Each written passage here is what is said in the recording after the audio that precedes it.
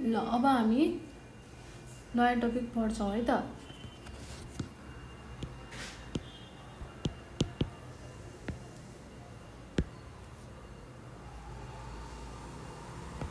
Challenges of cloud computing। यो पनि एक्जाममा आइरहेको क्वेसन हो, इम्पोर्टेन्ट छ। क्लाउड कम्प्युटिङको चाहिँ सिलेबसको पनि केही पनि नछोडिकन पढ्नु होला है, किनभने मैले पुरै सिलेबस कभर गर्ने गरेर भिडियो बनाएको छु। त्यसले गर्दा तपाईहरुले चाहिँ कुनै पनि टपिक छोड्नु पर्ने नै हुँदैन के है। भिडियो राम्रोसँग हेर्नुस्, सुरुदेखि लास्टसम्मको भिडियोहरु सबै हेर्नु पर्यो, साथीहरुसँग पनि शेयर गर्नु पर्यो। ल हजुरहरुलाई पास गराउनु जिम्मा त मेरो भइसक्यो। ल अब challenges of cloud computing. Cloud computing use गर्दाको च्यालेन्जेसहरु के हुन सक्छ त?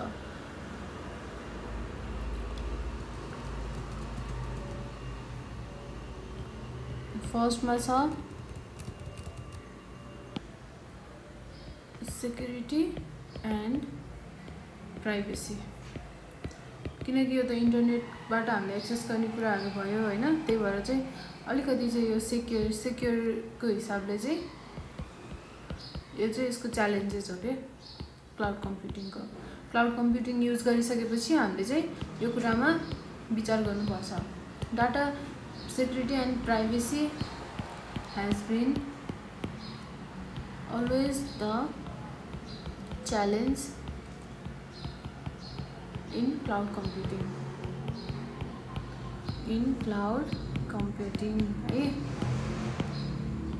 त्यसपछि there may be some data or applications that your organization will never feel comfortable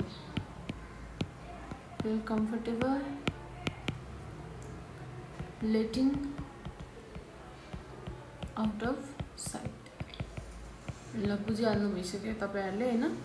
यस्तो सानो सानो कुराहरु चाहिँ तपाईहरुलाई म एक्सप्लेन चाहिँ गर्दिन, किनकि थाहा भइसकेको कुराहरु हो। अब यो पोइन्ट वाइज चाहिँ म तपाईहरुलाई किन लेखिदिदै छु, पोइन्ट मात्र लेखिदिएको भए पनि त हुन्थ्यो हैन, आफै एक्सप्लेन गर्न सकिहाल्नुहुन्थ्यो। तर यहाँ धेरै जना हुनुहुन्छ जसलाई चाहिँ एक्सप्लेन गर्न नआउन पनि सक्छ हैन। त्यही भएर मैले चाहिँ उहाँहरुलाई नोटकै हिसाबले एक्जाममा लेख्नलाई सजिलो हुने तरिकाले गर्दिरहेको छु। ल ल्याक अफ स्ट्यान्डर्ड, किनभने अब क्लाउड कम्प्युटिङमा कुनै पनि एउटा स्ट्यान्डर्ड हुँदैन के।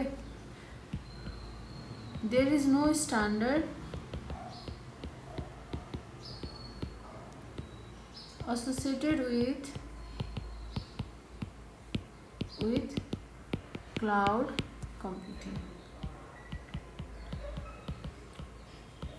हैन। त्यसपछि the open grid forum is developing an open cloud computing interface to resolve this issue। अब यस्तो खालको स्ट्यान्डर्ड नहुने भनेपछि चाहिँ अनि ओपन ग्रिड फोरमले चाहिँ open cloud computing interface develop गर्दैछ यो प्रब्लमलाई चाहिँ सल्भ गर्नको लागि है। And the open cloud consortium is working on cloud computing standards and practices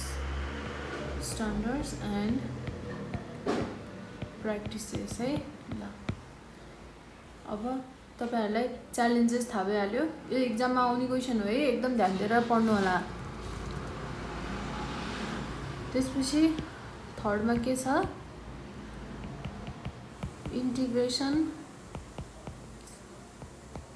with existing infrastructure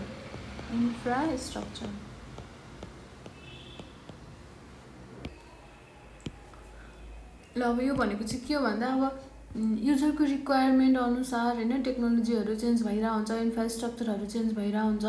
त्यो भयो भने चाहिँ के हुन्छ त इन्टिग्रेसन गर्नको लागि अलिकति च्यालेन्ज हुनसक्छ के। जस्तै अब भर्जनहरू हुन्छ नि त होइन, नयाँ नयाँ भर्जनहरू आउँछ अनि पुरानो भर्जनमा काम गरिरहेको त्यो प्रडक्टलाई चाहिँ नयाँ भर्जनसँग इन्टिग्रेसन गर्नलाई अलिक गाह्रो हुनसक्छ नि त होइन। भन्न खोजेको कम्बाइन गरेर त्यहीसँग चाहिँ मिलाएर काम गर्नको लागि चाहिँ गाह्रो हुनसक्छ एक्जिस्टिङ इन्फ्रास्ट्रक्चरसँग भन्न खोजेको है यो चाहिँ। त्यो भएर this is a difficult yet essential piece of maximizing the value of cloud services। अब अर्को पोइन्ट छ कन्टिन्युअसली इभल्भिङ है। त्यही अघि मैले भनेकै कुराहरू पनि आउँछ यसमा। अब युजरको रिक्वायरमेन्ट्सहरू चाहिँ के हुन्छ त कन्टिन्युअसली नयाँ नयाँ रिक्वायरमेन्टहरू आउँछ होइन। Are continuously evolving as are the requirements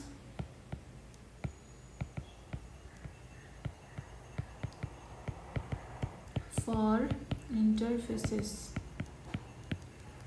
networking and storages।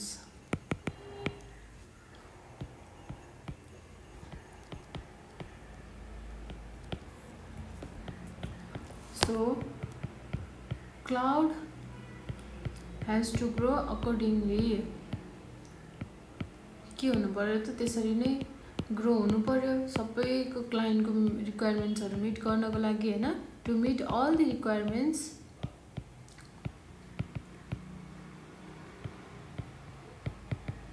for interfaces, storage, networking, storage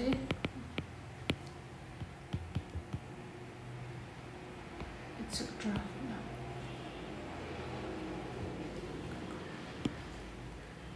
अब अर्को पोइन्ट के छ त vendor transparency।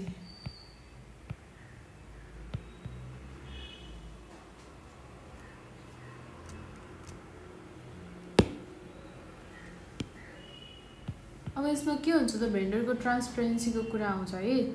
अब भेन्डर भन्न खोजेको चाहिँ के हो भने अब त्यही सेल्स पर्सन भनौँ न जसले चाहिँ हामीलाई क्लाउड प्रोभाइड गरिरहेको हुन्छ क्लाउड सर्भिस प्रोभाइडर भन्दा पनि हुन्छ।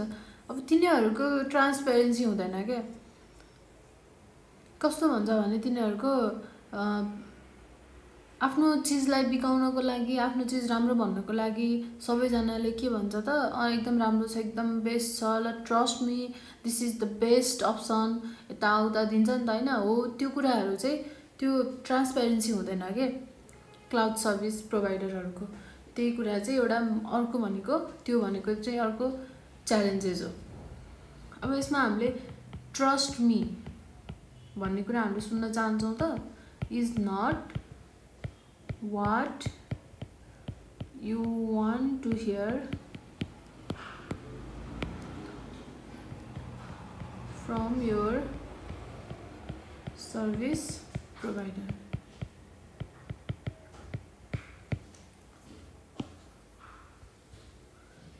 अब अर्को च्यालेन्जेस के छ त performance and bandwidth cost.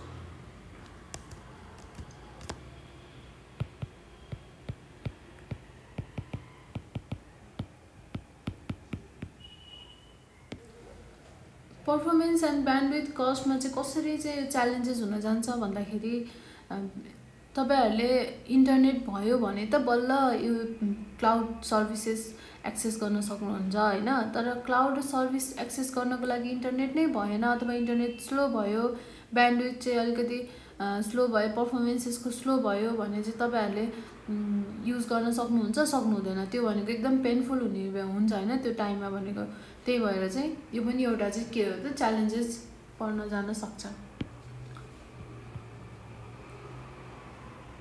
Cloud computing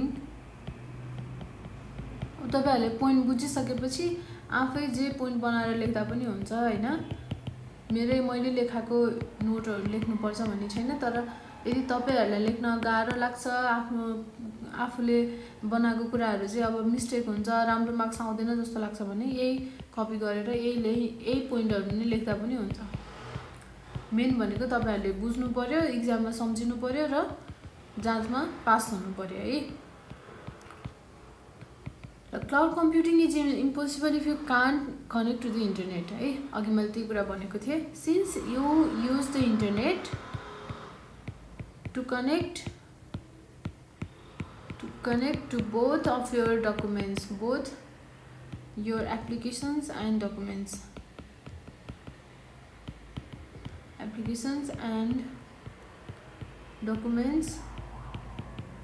अब के हुन्छ त if you don't have an internet connection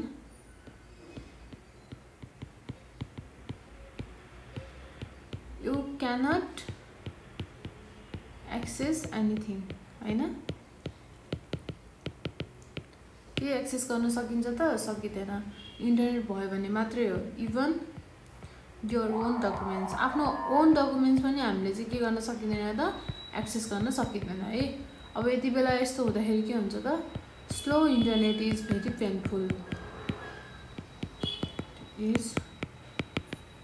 है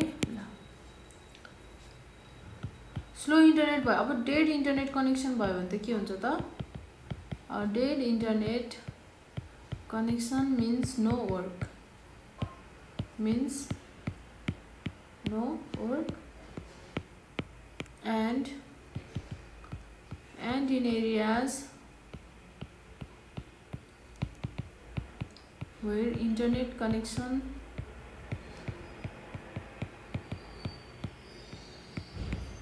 are few or inherently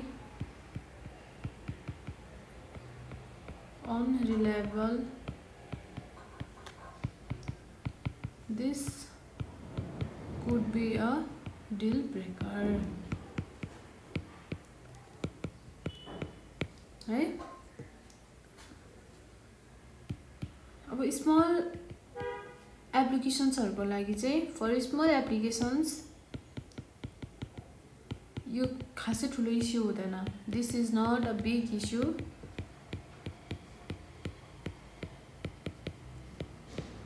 an issue तर but cost can be high ठुलो कम्पनीहरुको लागि त कस्ट बढी लाग्न सक्छ इन्टरनेट चल्दैन हैन त्यसपछि अब त्यहाँ धेरै अरु कुराहरु गर्नु पर्यो इन्टरनेट रिच नहुने ठाउँमा त्यसले गर्दा चाहिँ यो एउटा के हो त च्यालेन्जेस हो for the data intensive applications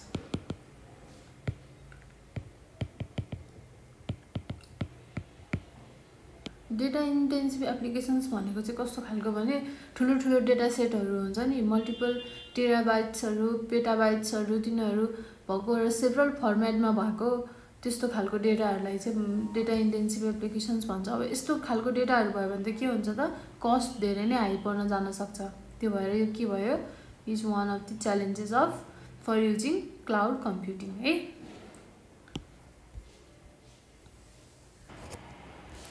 अब चाहिँ अहिले हामी के पढ्यौ च्यालेन्जेस पढ्यौ है क्लाउड कम्प्युटिङ युज गर्नुको च्यालेन्जेस पढ्यौ अब हामी यसको लिगल इस्युजहरु पढ्छौं लिगली चाहिँ कस्तो खालको इस्युजहरु आउन सक्छ त यदि हामीले क्लाउड कम्प्युटिङ युज गर्यौं भने यो पनि एक्जाममा आइरहेको क्वेशन हो legal issues in cloud computing यो तपाईहरुले नोटमा इन्टरनेटमा कतै पनि पाउनु हुँदैन यो चाहिँ मैले धेरै बुकहरु चाहिँ रेफरेन्स लिएर बनाएको नोट हो यो त्यही भएर धेरै इम्पोर्टेन्ट छ यो पोइन्ट आउट गर्नु होला है लिगल इस्युज के हुन सक्छ त फर्स्टमा लायबिलिटी एन्ड रेस्पोन्सिबिलिटी अब यो भन्न खोजेको के हो भन्नुहुन्छ भने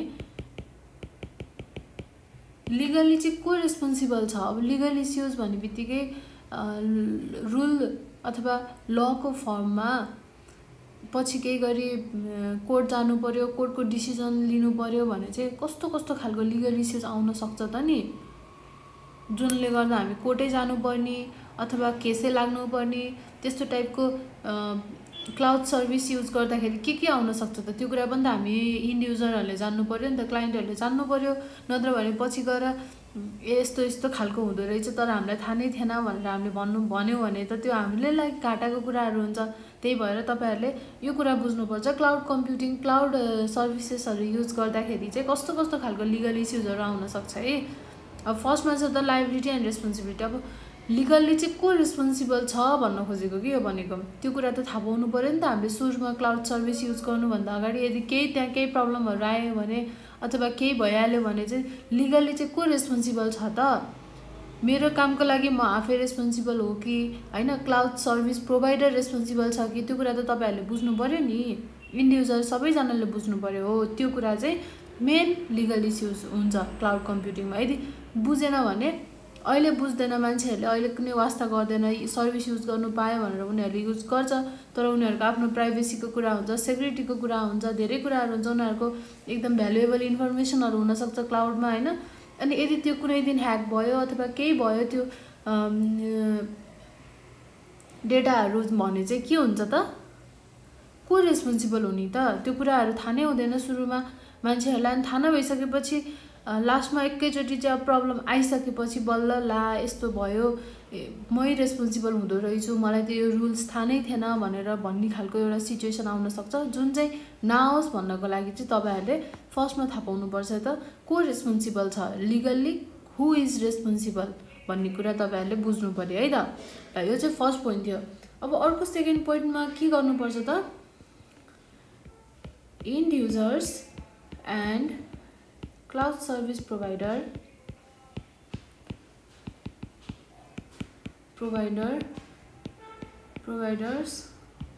must follow the rules and regulations, must follow the law, rules and regulations है, law, rules and regulations of that particular country। अब यो के भन्न खोजेको भन्नुहुन्छ भने तपाईँ हामीलाई चाहिँ के हुनु पर्यो त, अब हामी सपोज अहिले त हाम्रो देश नेपालमै छौँ होइन, अब हाम्रो देश नेपालमै छौँ, हामीले चाहिँ अब यहीँको क्लाइन्टहरूबाट, यहीँको सर्भिस प्रोभाइडरहरूबाट चाहिँ हामीले यसरी क्लाउड सर्भिस लिँदैछौँ भने चाहिँ हामीलाई यो देशको चाहिँ रुल्स एन्ड रेगुलेसन्स थाहा हुनु पर्यो, के छ त भन्ने कुरा थाहा हुनु पर्यो, जुन चाहिँ क्लाउड सर्भिस प्रोभाइडर र इन्ड युजर दुवैले फलो गर्नुपर्छ। जुन देशको युज गर्दैछ त्यो देशको त थाहा हुनु पर्यो, के छ त रुल्स रेगुलेसन्सहरू के छ, लको कुराहरू के छ भन्ने कुरा थाहा हुनु पर्यो। यो दुईवटा पोइन्ट चाहिँ एकदम इम्पोर्टेन्ट भयो होइन। अब अर्को आउँछ कपिराइट। अब कपिराइट मेटेरियल्सहरू के हुन्छ त, कपिराइट लागेको चिजहरू युज गर्यो भने त जेल पनि हुनसक्छ अथवा केस लाग्छ अथवा एनिथिङ हुनसक्छ नि त। अर्काको चिजलाई हामीले चोरेर उसको एक्सेस उसले चाहिँ हामीलाई पर्मिसन नदिकन विदाउट पर्मिसन त्यसरी अर्काको चिज एक्सेस गर्यो भने के हुन्छ त, तपाईँहरूलाई पनि थाहा नै छ, तपाईँहरूको पनि केही चिज पर्सनल कुराहरू चलाइदियो कसैले भने कति रिस उठ्छ, सेम त्यस्तै नै हो। त्यही भएर यो कुरा पनि हामीले बुझ्नुपर्छ। Copyrighted materials cannot be modified by unauthorized access। भनेको अनअथराइज्ड मान्छेले चाहिँ त्यो चिज छुनु पनि भएन, अर्काको चिज है, कि त पर्मिसन चाहियो होइन, नत्र भने छुनु पनि हुँदैन। अब आउँछ अर्को डाटा पोर्टेबिलिटी। अब यो भनेको के हो त, हामीलाई एउटा क्लाउड प्लेटफर्मबाट अर्को क्लाउड प्लेटफर्ममा ट्रान्सफर गर्नु पर्यो होइन डेटालाई, त्यो भयो भने चाहिँ त्यहाँनिर चाहिँ प्रब्लम आउन सक्छ, त्यो पनि एउटा के हो त लिगल इस्युज हो। डेटा पोर्टेबिलिटी भनेको one cloud platform to another. अब यो मैले छोटकरीमा अलिकति सर्टकटमा चाहिँ तपाईँहरूलाई बुझाइदिएको मात्रै हो। यो कुरालाई इक्जाममा चाहिँ मजाले एक्सप्लेन गरेर पोइन्ट दिएर चाहिँ गर्नुपर्छ है। अब अर्को के छ त, थर्ड पार्टी इन्भल्भमेन्ट। कहिलेकाहीँ थर्ड पार्टीको इन्भल्भमेन्ट भएर त्यहाँनिर प्रब्लम एराइज हुनसक्छ, त्यो कुराहरूलाई पनि तपाईँहरूले लेख्न सक्नुहुन्छ। अब आउँछ कुरा डेटा प्रोटेक्सनको कुरा आउँछ होइन, सेक्युरिटीको कुरा आउँछ, सेफ्टी सेक्युरिटी जो भने पनि त्यही भयो। त्यसपछि आउँछ अर्को मेन रिकभरीको कुरा, हुन्छ कि हुँदैन, कसरी रिकभरी हुन्छ, कति टाइम लाग्छ, कस्तो कस्तो डेटा रिकभर हुन्छ, त्यो सबै कुराहरू तपाईँहरूले एकफेर सुरुमा बुझ्नु नै पर्ने हुन्छ। नत्र भने पछि आफ्नो भ्यालुएबल डेटाहरू लस हुन्छ, त्यसपछि त्यत्तिकै नै लस हुन्छ, कुनै रिजन हुँदैन, अनि आफूलाई कति पेनफुल हुन्छ त्यो सिचुएसन भन्ने कुरा तपाईँहरूलाई थाहा नै होला कतिजनालाई। त्यही भएर डेटा प्रोटेक्सनको कुरा, सेफ्टीको कुरा र रिकभरीको कुराहरू पनि बुझ्नुपर्छ। अब अर्को छ कम्प्लायन्स। अब यो भनेको चाहिँ के हो त, त्यो क्लाउड सर्भिसले, क्लाउड कम्प्युटिङले चाहिँ लहरू चाहिँ सबै अवे गरेको छ कि छैन, मानेको छ कि छैन, रुल अनि रिक्वेस्टहरू सबै मानेको छ कि छैन, त्यो कुरालाई पनि तपाईँहरूले बुझ्नुपर्छ है। ल यो थियो legal issues in cloud computing, very very very very very important, जसको नोट तपाईँहरूले कतै पनि पाउनु हुँदैन। एकदमै जिस्ट टु द पोइन्ट, अथवा त्यो हुँदै हुँदैन क्या एन्सर कहीँ पनि। तपाईँहरूले जति नोट पढ्नुहोस्, जति बुक पढ्नुहोस्, जति इन्टरनेटमा खोज्नुहोस् होइन, यसरी पोइन्ट वाइज कहीँ पनि लेख्दैकै हुँदैन। मैले पनि धेरै बुकहरू, धेरै रिफरेन्स बुकहरू हेरेर पढेर त्यहाँबाट एउटा जिस्ट कुराहरू निकालेर मैले आफैले बनाएको नोटहरू हो यिनीहरू, यो पोइन्टहरू। त्यही भएर तपाईँहरू एकदम राम्रोसँग यो पोइन्टलाई याद गर्नुपर्छ। अब लगभग नै हाम्रो च्याप्टर 1 युनिट 1 को इन्ट्रोडक्सन पार्टको सबै सिलेबस चाहिँ कभर भयो जस्तो मलाई लाग्छ है। त्यही पनि एकखेर हामी सिलेबस हेर्छौँ है त। हामीले अहिलेसम्म के पढ्यौँ, यो सबै नोटहरू तपाईँहरूले कपी गर्नुभएकै छ होला।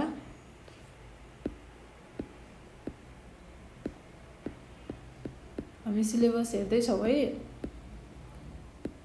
एकफेर सिलेबस फेरि हेरेपछि ल युनिट 1 मा क्लाउडको डिफिनेसन हामीले पढिसक्यौँ, यो भइसक्यो। इमर्जेन्स कसरी भयो भइसक्यो। क्लाउड बेस्ड सर्भिसेसहरू पनि पढ्यौँ, ग्रिड कम्प्युटिङ र क्लाउड कम्प्युटिङको कुरा पढ्यौँ, कम्पोनेन्ट्स पनि पढ्यौँ, cloud computing deployment model public private hybrid पनि पढ्यौँ होइन, बेनिफिट्स पनि पढ्यौँ क्लाउडको, लिगल इस्युज अहिले भर्खरै पढ्यौँ, क्यारेक्टरिस्टिक्स पनि पढ्यौँ, इभोल्युसन पनि पढ्यौँ, च्यालेन्जेस पनि पढ्यौँ, र ग्रिड कम्प्युटिङ डिस्ट्रिब्युटेड कम्प्युटिङको डिफ्रेन्स बिट्विन प्यारेलल कम्प्युटिङको कुराहरू पनि हामीले पढ्यौँ। ल अब हामी पढ्छौँ च्याप्टर 2 को क्लाउड सर्भिस मोडलभित्र है। यो चाहिँ म तपाईँहरूलाई नेक्स्ट भिडियोमा लिएर आउनेछु। त्यतिन्जेलसम्म युनिट 1 को सबै पास्ट क्वेसनहरू सल्भ गर्दै जानु होला। मेरो भिडियो सकाएर यो भिडियोको नोटहरू हेरेर राम्रोसँग चाहिँ प्रिपेयर गरेर पास्ट क्वेसनहरू सल्भ गर्दै गर्नु होला। म केही नजानेको, केही छुटेको क्वेसनहरू पास्टमा आएको त्यस्तो कुनै प्रब्लम भयो भने चाहिँ तपाईँहरूले कमेन्ट गर्न सक्नुहुन्छ, अथवा हाम्रो डिस्क्रिप्सनमा रहेको फोन नम्बरमा फोन गरेर अथवा मलाई पर्सनली मेसेज गरेर पनि तपाईँहरूले चाहिँ क्वेसनको एन्सर सोध्न सक्नुहुन्छ है। ल अब हामी नेक्स्ट युनिट अर्को भिडियो सिरिजमा लिएर आउनेछौँ। त्यतिन्जेलसम्मको लागि थ्याङ्क यू।